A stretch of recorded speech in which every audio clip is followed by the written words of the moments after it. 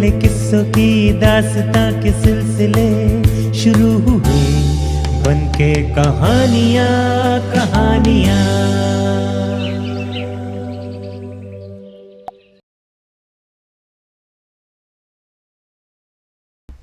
साथियों, मैं राजेश कुमार।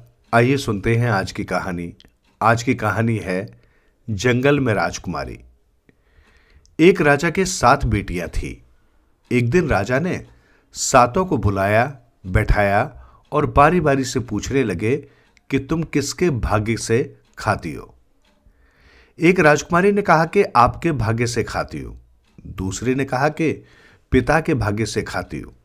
तीसरी बोली कि आप राजा हैं, मैं राजा के भाग्य से खाती हूं।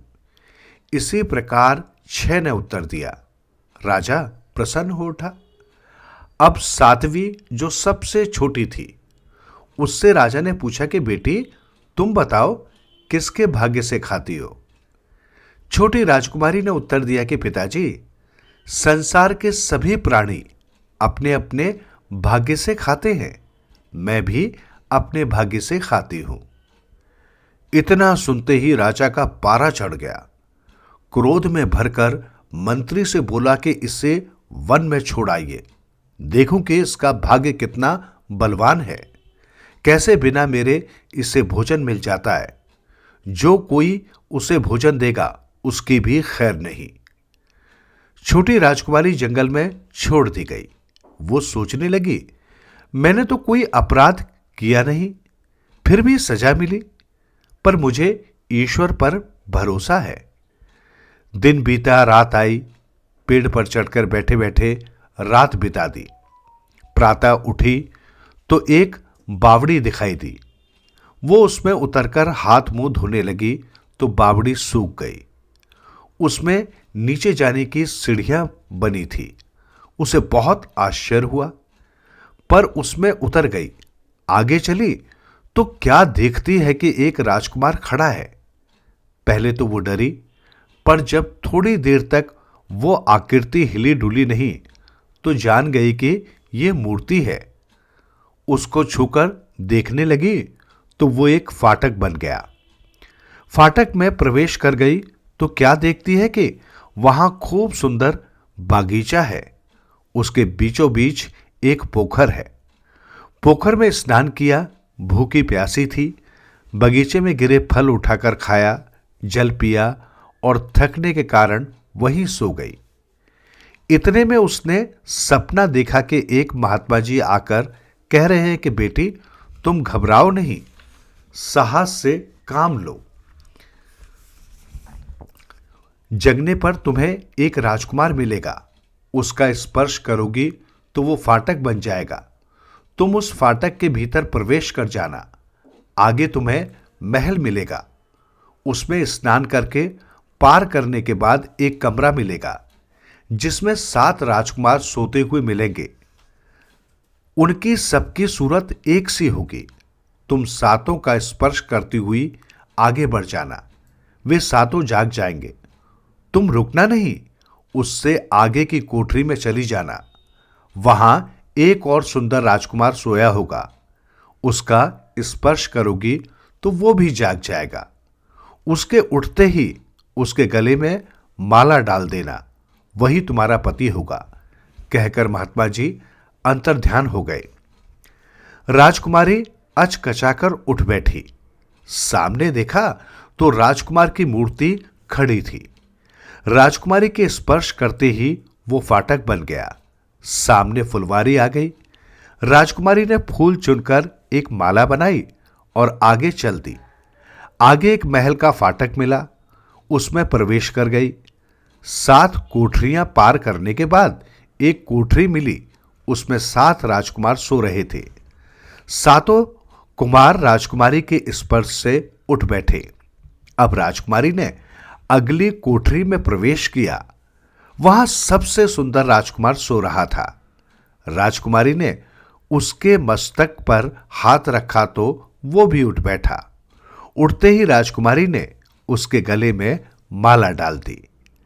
राजकुमार ने अपनी माला निकालकर पुनः उसके गले में डाल दी।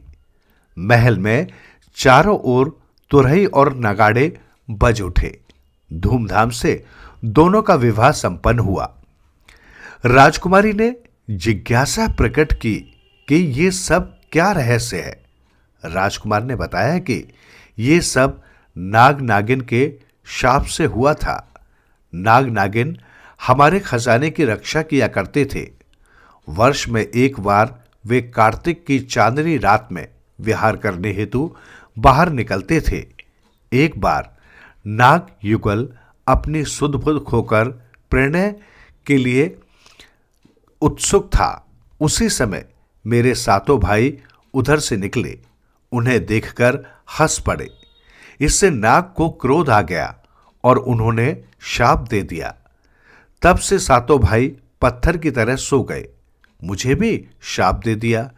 मैंने अपना अपराध पूछा तो बोले कि तुम्हारे राज्य में ये अधर्म हुआ, इसी से तुमको भी शाप दिया। मैंने हाथ जोड़कर अपने और भाइयों की ओर से क्षमा मांगते हुए शाप मुक्त होने का उपाय पूछा। नाग देवता बोले कि जब कोई धर्मात्मा कन्या आकर तुम्हारा और तुम्हारे भाइयों का स्पर्श करेगी तो फिर तुम सब जी उठोगे। आज तुम आ गई और तुम्हारे स्पर्श से हम सभी को नया जीवन मिला।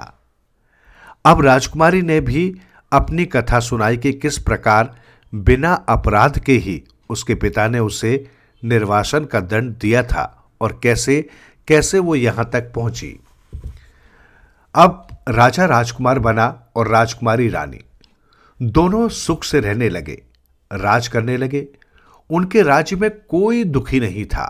सभी अपना धर्म कर्म करते थे।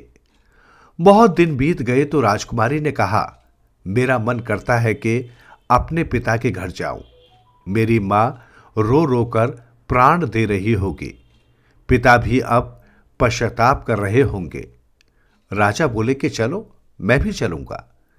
पूरे लश्कर, हाथी घोड़े, राजसी ठाट के साथ जब वे पहुंचे तो राजकुमारी के पिता ने समझा कि मेरे शत्रुओं ने चढ़ाई कर दी है, पर वे निराश थे, कुछ कर नहीं सकते थे।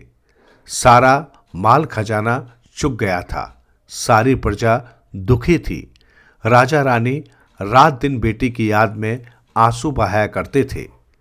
बड़ी बेटियों का विवाह हो गया था। वे सभी दामाद राज में हिस्सा मांग रहे थे।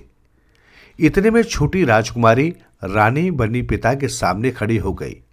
राजा पहचान नहीं सका। जब राजकुमारी ने अपना नाम बताया तब राजा रानी की प्रसन्नता की सीमा न रही। राजा बेटी से क्षमा मांगने लगा कि पुत्री, तुम्हारी बात सच है। राजकुमारी बोल उठी, पिताजी, आप क्षमा क्यों मांग रहे हैं? आप मुझे जंगल में न छोड़ते तो मुझे सुख के ये दिन देखने को कैसे मिलते।